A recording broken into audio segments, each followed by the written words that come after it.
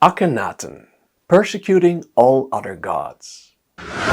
In the previous lecture, we've seen that the pharaoh Akhenaten broke with 1500 years of Egyptian tradition and began to worship only Aten, the sun disk. In his early years, temples to other gods were allowed to remain operational. Yet over time Akhenaten became more and more extreme, leading to a full-fledged persecution of other gods. He closed their temples, scratched out their names from monuments, and even from household items. He even erased the name of his own father, Amenhotep, as it contained the name of the god Amun. And he banished the plural the gods, which was part of his attempt to stamp out polytheism. Interestingly, the word for Aten also didn't contain the usual hieroglyph for a god, suggesting Aten was not like the other anthropomorphic or human-like gods that his predecessors worshipped. Instead, Aten was depicted simply as the sun disk, with rays extending from it, with the only mythological touch being hands at the end of these rays. His son and successor, Tutankhamun, fearing his father had gone too far, returned to the old religion. He renamed himself Tutankhamun, restored the temples of the gods, and even boasted about creating statues of Amun, Aten's main competitor. And to make matters worse for his father, he used his own face as a model for these Amun statues. Tutankhamun's tomb confirmed his return to the old gods, showing traditional gods such as Osiris and Anubis. But Tutankhamun wasn't completely willing to do away with Aten, as the sun disk is also present in his tomb. Akhenaten's reform had created such resistance that after his death, his temples were destroyed, and its pieces were used as fill inside the structures of new projects. Akhenaten's own coffin was destroyed, and his body was placed in a coffin made for a female, and even here the face was torn off. And on the king lists of later pharaohs, the name of Akhenaten and his son Tutankhamun are missing, in an attempt to erase them from history. So we have a lot to get to. Let's start. Hey, good to see you. This is Stephan, author of In Search of the Sublime. On this World History channel, we'll trace humanity's relentless pursuit of scientific truth, moral excellence, and enlightenment. You'll meet anyone from Mesopotamian astronomers and Indian yogis to Greek philosophers and Enlightenment scientists. And you'll meet them firsthand using primary sources, giving you valuable insights that transcend the surface level understanding you get on other channels. So go check it out for yourself. Let's start. In the previous lecture, we've discussed that Akhenaten built a new city dedicated to Aten alone, called Akenaten. Probably in year 10 of his reign, with this city in place, he began to persecute all gods beside Aten, especially Aten's main competitor, Amun. Up until that time, the temples of the competing gods were functioning as usual. We read, for instance, that the temple of Ptah was receiving proper offerings, although in another text, we do read that offerings were, quote, in superabundance measured to the disk. So Aten at this time did receive special favors. Yet Akhenaten's opposition to these other gods, at least in theory, can already be read at Karnak, where he built his first temples. We read there, "Look, I'm speaking, that I might inform you concerning the forms of the gods. I know their temples and I am versed in their writings, namely the inventories of their primeval bodies. And I have beheld them as they cease to exist, one after the other, whether consisting of any sort of precious stone, or, and here a bit of the text is missing, except for the God who begat himself by himself." So, although not completely clear, he seems to say here that physical statues of gods or idols are man-made and therefore not eternal, and that the only true God was the sun disk, for the sun rises every day and you can see it with your own eyes, the sun never disappears. But then, at some point, Akhenaten ordered his subjects to hack out the names of competing gods in the hieroglyphic texts of his predecessors, and also some images of the gods were destroyed. And in this way Akhenaten, true to his epithet Ankh-em-mat, meaning living on order, set out to purify his kingdom of the false gods. Especially the censorship of Amun happened all over the country. We even find it all the way in Nubia, south of Egypt, and in the Sinai to the east, and almost everywhere in between. Take for instance the Jebel Barkal stela of Thutmose III, located all the way in Nubia. Here we see the names of Amun and Amun-Re cut out, while in this case the other gods on the stela were spared. We see this again in the Sphinx stela of Amenhotep II at Giza, where Amun's name was also erased, while the names of the other deities, including Montu and Horus, were not. Shockingly, Akhenaten even erased the name of his own father, Amenhotep III, from his own funeral temple, as it also referred to Amun. And in the Luxor temple, built by Akhenaten's father, numerous images of Amun were also erased. The iconoclasm even reached private tombs, including the tomb of his vizier Ramos, and we even see it on reliefs of less significant figures. For instance, on the stela of the shipbuilder Ayuna, 2 boats in a list of a dozen ships were pedantically crossed out, as they also contained the name Amun. And even worse, the persecution even extended to personal items, such as pots for eye makeup and commemorative scarabs. Perhaps for fear of being accused, the name of Amun was erased in these household objects, including even cartouches containing Akhenaten's own birth name, as it also contained Amun. Other deities were also attacked, but this happened inconsistently.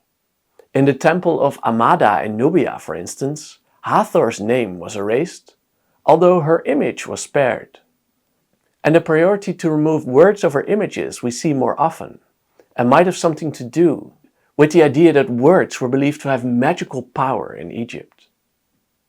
We also have cases where the god Khnum, Ka-Mutef, Montu and Mut were erased.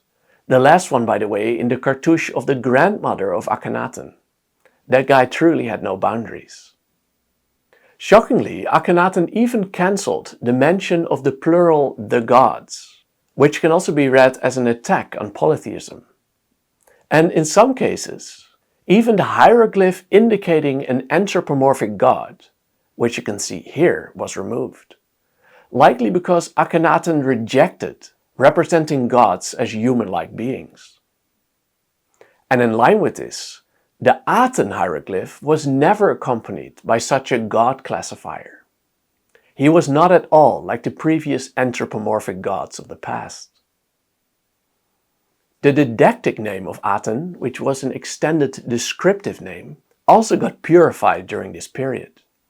In the first years of his rule, as we've seen in the previous lecture, the name was Re-Horakti, who rejoices in his horizon, in his name of light, Shu, which is in the disk, Aten. In year 3, this name was not changed, but placed into cartouches, which is normally reserved for kings. In year 9, it became Living Re, ruler of the horizon, rejoicing in the horizon in his name of Re, the Father, who has come as the Aten. And as you can see, Horakti, which was in the original name, was by now removed, likely because of its association with the god Horus. In fact, of the gods, only the generic Re remained, which was also the generic term of the sun. The word Shu, meaning light, was also removed, possibly as it was related to the god Shu, even though the word was written without that divinity sign, so it clearly just meant light. But just the mention of Shu was too much for Akhenaten.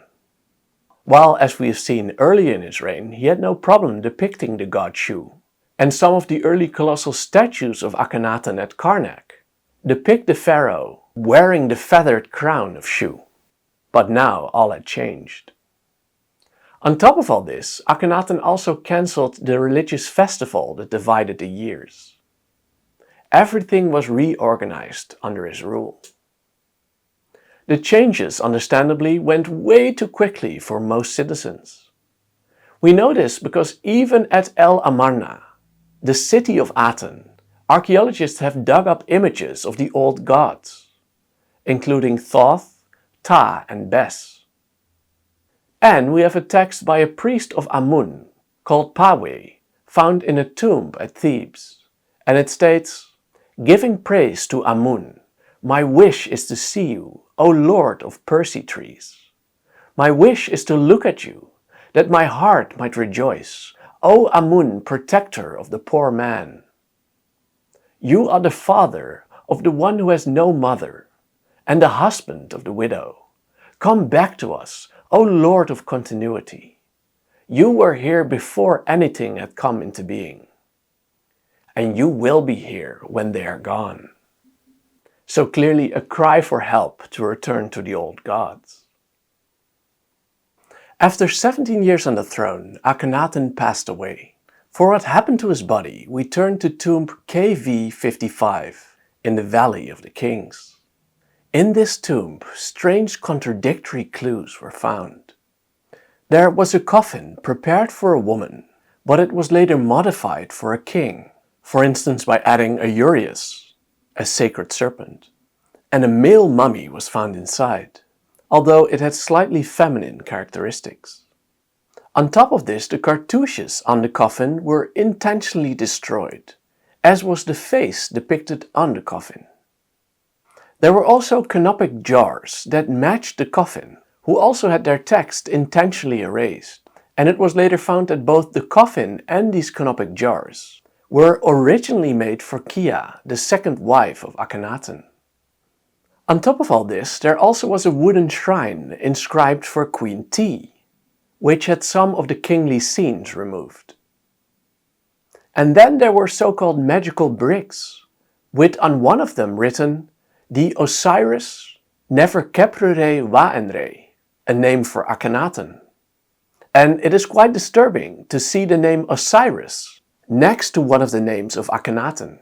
So what the hell was going on here? The mummy, it turned out, was Akhenaten himself. His body was taken from Akenaten, his city, together with the body of his mother T. And they were then reburied in the Valley of the Kings, perhaps by Tutankhamun, after Akenaten was abandoned, and then hastily, using random but respectable funeral items, prepared for different owners, mostly from Kia. Tai was later moved again, perhaps by later rulers who wanted to remove her from her heretic son, this time to the tomb of Amenhotep II, where her body was found. And the body of Amenhotep III, the father of Akhenaten, was also moved there, perhaps for the same reason. And likely around this time, Akhenaten's stone coffin, which was still in his original tomb in Akenaten, was destroyed, as was his coffin in the Valley of the Kings. This all explains it quite well, but the epithet "the Osiris" on the bricks remain curious. Did the milder Tutankhamun add Osiris just in case Akhenaten was wrong about Aten? This might be the case, but we're just not sure. The succession of Akhenaten is extremely unclear, mostly because later pharaohs did their best to erase Akhenaten and related pharaohs from history. But it seems that before his death, Akhenaten seems to have gotten a female co-regent named Ankh-Khepreru Nefer-Nefru-Aten. And some believe this to be Nefertiti herself, whose name otherwise seems to disappear from history at this point. And remember that Nefer-Nefru-Aten was also part of one of Nefertiti's own names. Further evidence from this comes from an unfinished relief now in Berlin, which shows two pairs of cartouches. The name of a king required two cartouches, meaning that we are dealing here with two kings, confirming the dual kingship at this time. Next we read of a ruler named Ankheprure Smenkhare, of which very little is known. And then things get even more curious. A document from a large Hittite archive speaks of the death of Pharaoh Nippuru-Ria, which refers to either one of the names of Akhenaten or Tutankhamun. And the letter was written by a queen of Egypt called Dahamunzu, meaning the king's wife, which might be Nefertiti or the wife of Tutankhamun. Shockingly, we read that the queen, in desperation, asked the Hittite king to marry one of his sons. We read, "My husband died, a son I have not, but to you the sons are many. If you were to give me a son of yours, he would become my husband, for never shall I pick out a servant of mine and make him my husband. I am afraid." The Hittite king then sent a messenger to check if the request was even real. The response was, "Why did you think I was deceiving you? Had I a son, would I have written about my own and my country's shame to a foreign land? You did not believe me, and you have said as much to me. He who was my husband has died, a son I have not. Never shall I take a servant of mine and make him my husband. I have written to no other country, only to you have I written. They say your sons are many, so give me one of your sons. To me he will be husband, but in Egypt he will be king." Of course, the king then sent one of his sons, but unfortunately he was assassinated on his way. In any case, after the ruler Smenkhare, whoever that was, Tutankhaten took the throne at a young age, and soon he would restore the old gods. In year 3 or 4 of his reign, he even adopted a new name, Tutankhamun, meaning living image of Amun. And the name of his wife changed similarly, also from Aten to Amun. Tutankhamun also created the restoration stela, in which he officially declared, "The temples and the cities of the gods and goddesses, starting from Elephantine as far as the delta marshes, were falling into decay, and their shrines were fallen into ruin, having become mere mounds overgrown with grass." The gods were ignoring this land. When an army was sent to Palestine to broaden the boundaries of Egypt, it was unsuccessful. If one prayed to a god, to ask something of him, he did not come at all. And if one besieged any goddess in the same way, she did not come at all.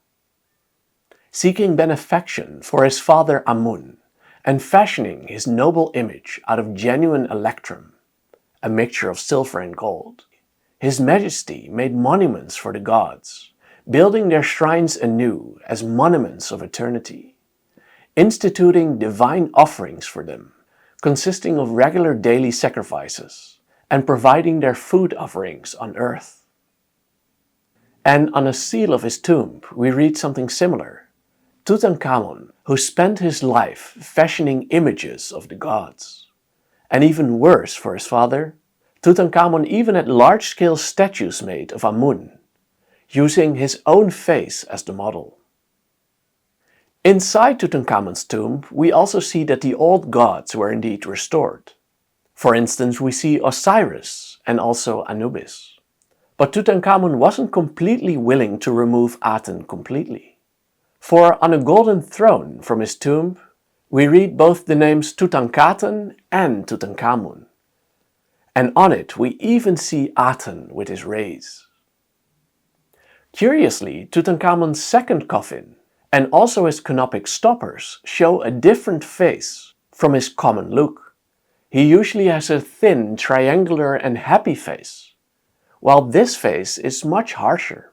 And inscriptions on this second coffin give away that it was originally intended for that figure Ankheprire, Nefer Nefruaten.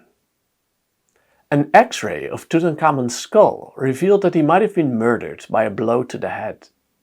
And the person who had most to gain from this was I, the brother of Queen T, who was also the boy's guardian and who succeeded him on the throne. Although of course there is no evidence that he was implicated. And here we see I, depicted in Tutankhamun's tomb, opening the mouth on the mummy of Tutankhamun, a traditional ritual. I reigned for only 4 years, and he made his son heir to the throne. But this son was defeated by Tutankhamun's general, Horemheb, who then took the throne for himself. And wanting to take credit for Tutankhamun's return to tradition, he altered the restoration stela to make it seem like his own work. Horemheb then destroyed the Aten temples across Egypt. He also nominated General Paramessu to become his successor, and he would ascend the throne as Ramses I, ushering in the 19th dynasty of Egypt. Pharaoh Seti I actively restored a number of monuments that Akhenaten had disfigured. And he also created a king list, where he jumped directly from Amenhotep III, Akhenaten's father, to Horemheb, omitting the names of Akhenaten, Nefer-Nefru-Aten, Smenkhare, Tutankhamun and I, in an attempt to erase them from history. Later writers even refused to mention Akhenaten's name.